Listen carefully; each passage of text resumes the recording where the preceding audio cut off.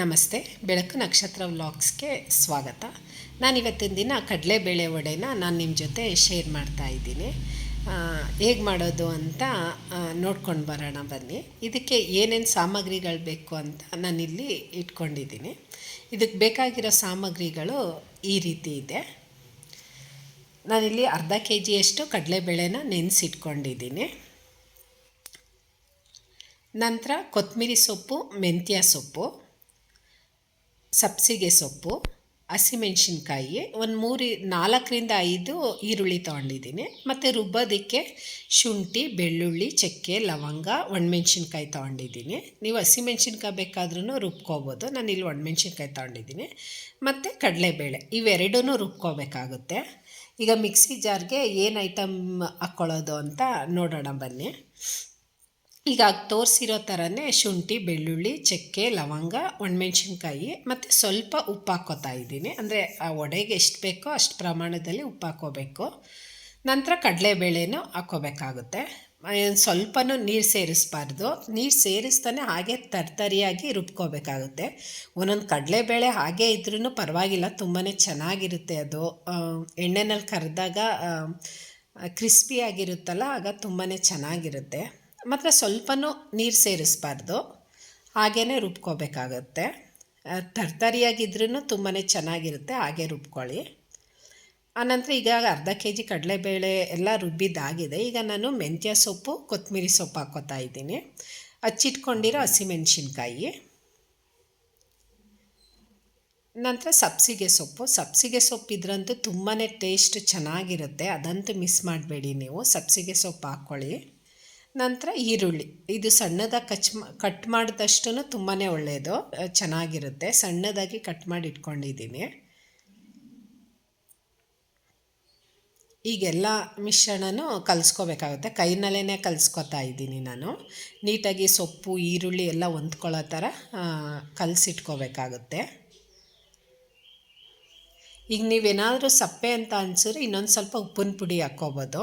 ಈಗ ನಾನು ಫಸ್ಟೇ ಉಪ್ಪು ಹಾಕಿರೋದ್ರಿಂದ ಕರೆಕ್ಟಾಗಿದೆ. ಈ ಮಕ್ಕಳಿರೋ ಮನೆಯಲ್ಲಿ ಸ್ವಲ್ಪ ಹಸಿಮೆಣ್ಸಿನ್ಕಾಯಿನ ಅವಾಯ್ಡ್ ಮಾಡಿ, ಯಾಕಂದರೆ ಬಾಯಿಗೆ ಸಿಕ್ಬಿಟ್ರೆ ಒಂದ್ಸಲಿ ಅವರು ತಿನ್ನೋದಕ್ಕೆ ಇಷ್ಟಪಡೋದಿಲ್ಲ. ನಾನು ಒಂದು ಅರ್ಧ ಕೆ ಜಿ ಕಡಲೆಬೇಳೆ ಆಗಿರೋದ್ರಿಂದ ಕೈನಲ್ಲೇ ತಟ್ಟಿ ಹಾಕ್ಕೋತಾ ಇದ್ದೀನಿ. ಎಣ್ಣೆಯಲ್ಲಿ ಡೀಪ್ ಫ್ರೈ ಮಾಡ್ಕೋಬೇಕಾಗುತ್ತೆ. ನೀವೇನಾದ್ರು ಜಾಸ್ತಿ ಪ್ರಮಾಣದಲ್ಲಿ ಮಾಡ್ತೀನಿ ಅಂತ ಅಂದರೆ ಒಂದು ಕಾಟನ್ ಬಟ್ಟೆನ ಕೆಳಗಡೆ ಹಾಸ್ಬಿಟ್ಟು ಅಲ್ಲಿ ತಟ್ಬಿಟ್ಟು ಹಾಕ್ಕೊಂಡ್ರೆ ತುಂಬ ಈಸಿ ಅಂತ ಅನಿಸುತ್ತೆ. ನಾನಿಲ್ಲಿ ಕೈನಲ್ಲೇ ತಟ್ಟಿ ಹಾಕ್ಕೋತಾ ಇದ್ದೀನಿ. ಇದು ಗೋಲ್ಡನ್ ಕಲರ್ ಬರೋವರೆಗೂ ಬೇಯಿಸ್ಕೊಳ್ಳೋದ್ರಿಂದ ಕ್ರಿಸ್ಪಿಯಾಗಿ ತುಂಬಾ ಚೆನ್ನಾಗಿರುತ್ತೆ. ಎರಡು ಸೈಡು ಬೇಯಿಸ್ಕೋಬೇಕಾಗತ್ತೆ. ಆಗಾಗ ಮಗ್ಚಿ ಹಾಕ್ಕೋಬೇಕು, ಎರಡು ಸೈಡು ಬೇಯಿಸ್ಕೊಳ್ಳೋ ಥರ.